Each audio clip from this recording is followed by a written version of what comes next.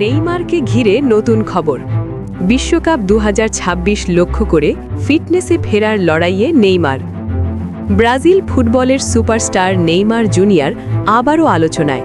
দীর্ঘদিনের চোট কাটিয়ে 2026 ফিফা বিশ্বকাপকে সামনে রেখে মাঠে ফেরার প্রস্তুতি নিচ্ছেন এই তারকা ফরওয়ার্ড।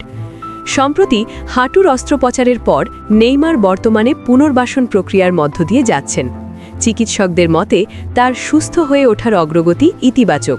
সবকিছু ঠিক থাকলে চলতি বছরের শেষের দিকে তিনি প্রতিযোগিতামূলক ফুটবলে ফিরতে পারেন। ভূমিকা বদলাতেও রাজি নেইমার।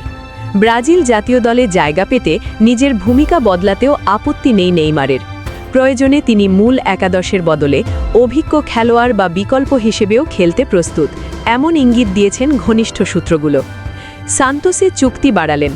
ফুটবল কেরিয়ারের শুরুর ক্লাব সান্তোস এফসির সঙ্গে 2026 সাল পর্যন্ত চুক্তি বাড়িয়েছেন নেইমার। ইউরোপ ও মধ্যপ্রাচ্যের ক্লাব অধ্যায় শেষে পুরনো ক্লাবে ফিরে এসে নিজের ফিটনেস ও ছন্দ ফিরে পাওয়াই এখন তার মূল লক্ষ্য। ব্রাজিল দলে ফেরার প্রত্যাশা। ব্রাজিলের সর্বোচ্চ গোলদাতা নেইমার আশা করছেন সম্পূর্ণ ফিট হলে জাতীয় দলে আবারও ডাক পাবেন। কোচিং স্টাফ জানিয়েছে শুধুমাত্র নাম নয়, ফিটনেস ও পারফরমেন্সের ভিত্তিতেই দল গঠন করা হবে। চোটই বড় বাধা। সাম্প্রতিক বছরগুলোতে একের পর এক চোট নেইমারের কেরিয়ারকে ব্যাহত করেছে।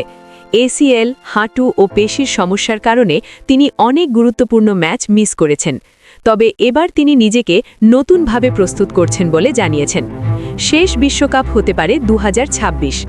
ফুটবল বিশ্লেষকদের মতে 2026 বিশ্বকাপই নেইমারের শেষ বিশ্বকাপ হওয়ার সম্ভাবনা বেশি। সেই কারণে এই আসরে ঘিরে তার প্রস্তুতিতে কোনো ঘাটতি রাখতে চান না।